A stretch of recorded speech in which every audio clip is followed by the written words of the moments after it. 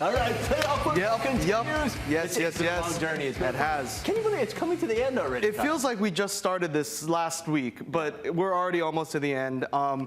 The Open Division is on a bye week. They had their opening rounds. We'll talk about that a little bit later. Some things never change, it seems, right? Okay, but let's start with Division 1. We have Konawaena and Leilehua. Yeah, so Leilehua is going to continue island hopping. They have yet to play a playoff game on Oahu this year. Last week, they had a good showing against Lahaina Luna, a 40-13 victory against the Lunas. Now, this team has been on a positive trend all year. I'll give you some stat numbers. Their offense averages 26.5 points a game, while on defense they only allow 14.5 points. So that defense is stiff, and it showed against the Lunas in the opening rounds. Now, Kona, on the other hand, they're no slouch either.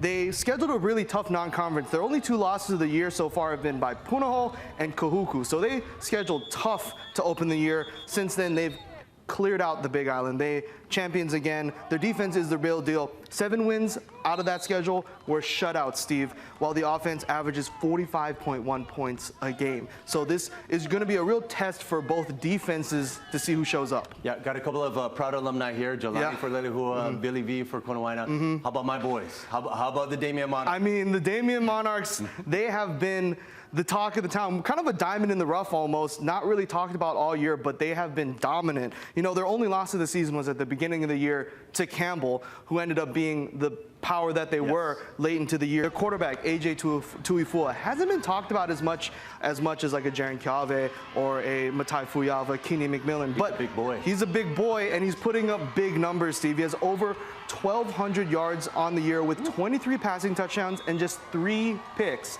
Only 3 all year. So that's really efficient, and that's really good numbers. One piece to keep in mind, though, their last game was on October 18th, so there's been a big layover. And we'll see how that can affect them. Meanwhile, Kapaa, on the other hand, they run Kauai. They have been the dominant team. Mike Tressler and them boys. Very good team. Always a perennial playoff team. Now, they handled business against an Oahu team in Kailua last weekend, so they're hoping to continue that as they get through the championships, and they want to make some noise in the D1. They've made all their noise in the D2 state level. Now they're making that jump, and I think they feel it's this year to get to that coveted championship game. Okay, so give us a couple more games to look at. Yeah, so this weekend on Saturday we have Kaiser taking on Kauai. Now the Kauai Red Raiders haven't been in the playoffs in a long while, so they'll take on Kaiser, who snuck their way into the playoffs after falling to Roosevelt in the OIA championship game. And speaking of Roosevelt, they take on Kamehameha Maui, who has been that dominant D2 Maui team for years. All right, so you mentioned Campbell a little while ago. Look, we're riding that train the whole year. I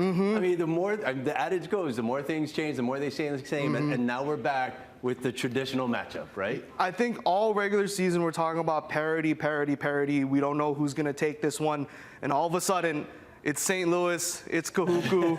They're going at it again. Now, if you look at the record books of state champions, it's only been either Kahuku or St. Louis for almost a decade now in that Open and D1 division. So this is a historic rivalry that is being renewed.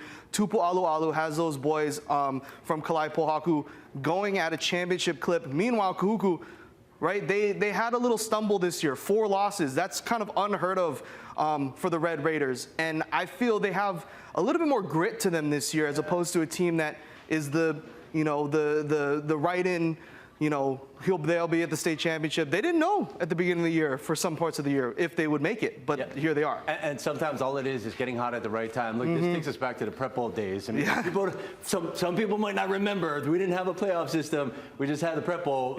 So, I mean, it's remarkable that we're back to Kahuku St. Louis. It is remarkable, but it should be a good one. 2 very tough defenses and 2 very run-heavy offenses with Titan Lakanen for St. Louis, and then obviously Kahuku is Kahuku. So we will see that come to fruition on Black Friday. All right, we'll do the chess, but maybe we'll save it for championship. Okay. We'll just. Now that's all right. We'll be right back after this.